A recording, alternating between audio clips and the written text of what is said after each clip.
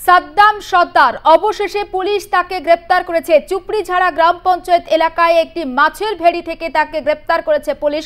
গতকাল গভীর রাতে তাকে গ্রেপ্তার করেন পুলিশ আধিকারিকরা এবং গ্রেপ্তারের পর সাদ্দাম সর্দারকে নিয়ে আসছেন পুলিশ আধিকারিকরা। সেই ছবি আমরা এই মুহূর্তে আপনাদের সামনে রাখছি। কুলতলি কাণ্ডের একেবারে মাস্টার মাইন্ড, মূল পান্ডা বলা হয় এই সাদ্দাম সর্দারকে। পুলিশের চোখে ধুলো দিয়ে সে পালিয়ে গিয়েছিল দুদিন। এলাকারই একটি মাছের ভেড়ির চালাঘরে সে আশ্রয় নিয়েছিল। অবশেষে গতকাল গভীর রাতে তাকে গ্রেপ্তার করেন পুলিশ আধিকারিকরা। যদিও তার ভাই সাইরুল এখনো পর্যন্ত অধরা এবং এই সাদ্দাম সর্দারের খোঁজে গিয়েই আক্রান্ত হতে হয়েছিল পুলিশ আধিকারিকদের। পুলিশের ওপরে কিন্তু একটা আক্রমণ নেমে এসেছিল। এলাকার মহিলারা তারা গুলি চালিয়েছিলেন। প্রশ্ন উঠেছিল মহিলাদের কাছে আগ্নেয়াস্ত্র কোথা থেকে আসলো। তারপর কিন্তু সেখান থেকে বিপদ বুঝে পালিয়ে যায় সাদ্দাম সর্দার। অবশেষে চুপড়িঝাড়া গ্রাম পঞ্চায়েত এলাকা থেকে তাকে গ্রেপ্তার করে পুলিশ। গ্রেপ্তারের পর তাকে নিয়ে আসা হচ্ছে। প্রথম সেই ছবি আমরা দেখাচ্ছি আপনাদের। এবং নকল সোনা প্রতারণা চক্রের অন্যতম মূল পান্ডা বলা হচ্ছে এই সাদ্দাম সর্দারকে। চুপড়িঝাড়া গ্রাম পঞ্চায়েত এলাকায় একটি মাছের ভেড়ি চালাঘরে সে লুকিয়েছিল এবং তার বাড়িতে 20 ফিট একটি সুড়ঙ্গের হদিশ পেয়েছিলেন পুলিশ আধিকারিকরা। আমরা সরাসরি কথা বলবো, প্রতিনিধি বিশ্বজিৎ নস্কর রয়েছেন আমাদের সঙ্গে। বিশ্বজিৎ, সাদ্দাম সর্দারকে গ্রেপ্তার করেছেন পুলিশ আধিকারিকরা, কিন্তু তার ভাই সাইরুল এখনো পর্যন্ত অধরা। সেই সম্পর্কে আপডেট জানবো, পাশাপাশি কিভাবে গ্রেপ্তার করলেন পুলিশ আধিকারিকরা সাদ্দাম সর্দারকে, গোটা বিষয়টা সম্পর্কে আরো একবার জানবো তোমার থেকে।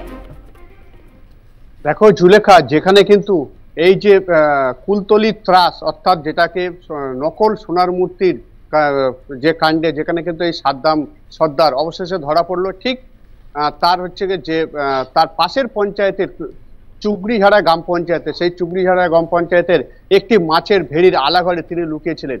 সেখানে দেখো ঠিক রাত 1:15 নাগাদ খবর পেয়ে সেখানে কিন্তু পুলিশ চারিদিকে ঘিরে ফেলে সেই আলাঘর এবং আলাঘরে তখন তিনি কিন্তু ঘুমাচ্ছিলেন এই সাদ্দাম। সেই সময় ঘিরে ফেলে এবং সেখানে তার কাছে যেতেই দেখছে তিনি তখন পালাবার ফের চেষ্টা করেন। এর আগেও কিন্তু তিনি যখন যে ঘটনা ঘটেছিল সেই ঘটনার সময় কিন্তু তিনি তিনি কিন্তু পালিয়ে যেতে সমর্থ হয়েছিলেন। কিন্তু গতকাল রাত 1:15 নাগাদ তাকে কিন্তু পুরো চারিপাশে পুরো ঘিরে সেই রাত্রেবেলা কিন্তু তাকে ধরে ফেলে। পাশাপাশি দেখো যে তাকে যে সহায়তা করেছিল সেই মান্নান খান, তিনিও কিন্তু তার সাথে গ্রেপ্তার হয়েছে। তবে তার ভাই সানু সর্দার এখনো কিন্তু তিনি অধরা রয়েছে। তবে যেটা দেখো 48 থেকে 72 ঘন্টার মধ্যে কিন্তু আজকের এই যে কুলতলির যে সাদ্দাম সর্দার তিনি কিন্তু ধরা পড়লো। একেবারে বলে যা পুলিশের যেমন স্বস্তি, এলাকাবাসীদের অনেকটা স্বস্তি পেল। যেখানে কিন্তু ওই আশপাশের এলাকায় মানুষজন কিন্তু কথা বলতে পারছিল না ভয়ে, তারা কিন্তু আজকের অনেকটা স্বস্তি বলা যায়। তবে আজকের দেখো সেখানে কিন্তু তার বারুইপুর আদালতে তোলা হবে এই সাদ্দাম সর্দারকে এবং তাকে হয়তো পুলিশি হেফাজতে নেওয়া হবে। যেহেতু এত বড় একটা কাণ্ড তিনি কতদিন ধরে করছিলেন, কি কাজ করছিলেন সবটাই আজকে কিন্তু দেখো যেটা বারুইপুর পুলিশ জেলায় তার 11:30 একটি এসপির একটি প্রেস কনফারেন্স আছে তাকে নিয়ে, বা তার যে আনুষঙ্গিক জায়গাগুলো তার যেগুলো ধরা পড়েছিল সেগুলো নিয়ে কিন্তু আজ একটা প্রেস ব্রিফ রয়েছে। তারপরে কিন্তু তার বারুইপুর আদালতে ঠিক তাকে তোলা হবে মহামান্য বিচারকের কাছে। সেখানে তাকে হয়তো শাস্তি পুলিশের যে হয়তো পিসি চাইবে, পিসির হয়তো রিমাইন্ড করবে, সেখানে কিন্তু তাকে হয়তো পুলিশ কাস্টডি দেওয়া হবে। তবে দেখো এই অবশেষে যেভাবে কিন্তু একের পর এক এই কুলতলির ঘটনায় কিন্তু প্রথমে তার হচ্ছে বাড়ির তার স্ত্রী, তার ভাইয়ের স্ত্রী দুজনেই কিন্তু ধরা পড়ে এবং গতকাল তার আগের দিন কিন্তু আরো একজন ধরা পড়ে। সেখানে দেখো আপাতত 3 জন এবং আজকের কিন্তু মূল যে অভিযুক্ত যার খোঁজে কিন্তু পুলিশ হন্যে হয়ে বিভিন্ন থানাকে কিন্তু রেড অ্যালার্ট জারি করে দিয়েছিল আশপাশে।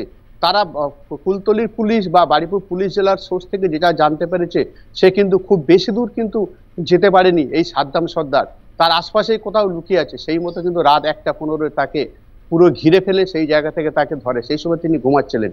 তবে এটা দেখো তেমন আজকের কিন্তু এই তাকে বারুইপুর আদালত বা তাকে বারুইপুর এসপি অফিসে নিয়ে যাওয়ার একটা ব্যাপার রয়েছে। সেখানে কিন্তু তাকে নিয়ে কিন্তু আজকের একটা আলোড়ন সৃষ্টি হবে এই সাদ্দাম সর্দারকে নিয়ে। বিশ্বজিৎ, আরো একটা বিষয় জানা রয়েছে, এই সাদ্দাম সর্দার গ্রেপ্তার হওয়ার পর এলাকার বাসিন্দারা গোটা বিষয়টাকে কিভাবে দেখছেন? দেখো তার বাড়ির আশপাশে যে সমস্ত তারা কিন্তু কেউ কোনো মুখে কুলু বেঁটে আছে কালকে দেখো যেন আমরা ওই পাশেই ছিলাম, সেখানে কিন্তু তারা কিন্তু সেখানে বলছে আপনারা এখান থেকে সরে যান, মানে তারা বিভিন্ন উল্টো পাল্টা গালিগালাজ দিতে শুরু করে, যেহেতু তার সামনে আমরা কোনো সেই জায়গা থেকে লাইভ করছিলাম আশেপাশের যে বাড়িগুলো।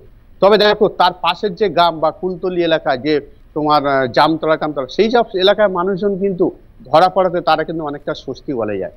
এবং সেখানে আজকের যেমন পুলিশও স্বস্তি পেয়েছে, পাশাপাশি যেহেতু তার নামে প্রচুর অভিযোগ জমা পড়েছে বাইরে থেকে যারা নকল সোনার আরো একটা বিষয় তোমার থেকে জানবো বিশ্বজিৎ, ওই সাদ্দাম সর্দার যার কাছে তিনি আশ্রয় নিয়েছিলেন, অর্থাৎ মান্নান খান, যিনি সিপিএম নেতা হিসাবে পরিচিত, তাকেও পুলিশ গ্রেফতার করেছে, এ বিষয়ে কি আপডেট রয়েছে? মান্নান খান কিন্তু তিনি সিপিএম এর একজন নেতা, কিন্তু দেখো যেহেতু তার অলরেডি কিন্তু পুলিশ কিন্তু এই সাদ্দামের বিভিন্ন লোকেট করছিল তার নাম্বার দিয়ে, সে কোথায় কোথায় থাকতে পারে, এবং তারা নিশ্চিত হয় যে তার আশেপাশেই তিনি কোথায় লুকিয়ে রয়েছে এবং কার আশ্রয়ে লুকিয়ে রয়েছে সেটা কিন্তু তার কাছে খবর আছে। সেই মতো কিন্তু মান্নান খানকে তারা অ্যারেস্ট করে, কারণ এই মান্নান খান কিন্তু সিপিএম এর সেই এলাকার একজন নেতা, এই চুবড়িঝাড়া গ্রাম পঞ্চায়েতে। একেবারে নজর থাকবে সুজিত, আপাতত তোমাকে ধন্যবাদ, পরে আবারও কথা হচ্ছে তোমার সঙ্গে আপডেটের জন্য। আমরা যে ছবি এই মুহূর্তে আপনাদের সামনে রাখছি, অবশেষে পুলিশের জালে কুলতলির মাস্টারমাইন্ড সাদ্দাম সর্দার, পাশাপাশি পুলিশ গ্রেপ্তার করেছে মান্নান খানকেও, সিপিএম নেতা হিসেবে পরিচিত তিনি এলাকায়। তার চালা ঘরেই মূলত দুদিন লুকিয়েছিলেন এই সাদ্দাম সর্দার। চুপড়িঝাড়া গ্রাম পঞ্চায়েত এলাকা থেকে তাকে গ্রেপ্তার করে গভীর রাতে পুলিশ আধিকারিকরা। আজকে তাকে বারুইপুর মহকুমা আদালতে পেশ করা হবে, তবে তার আগে বেলা 11:30টায় পুলিশের তরফ থেকে একটি সাংবাদিক বৈঠক করা হবে।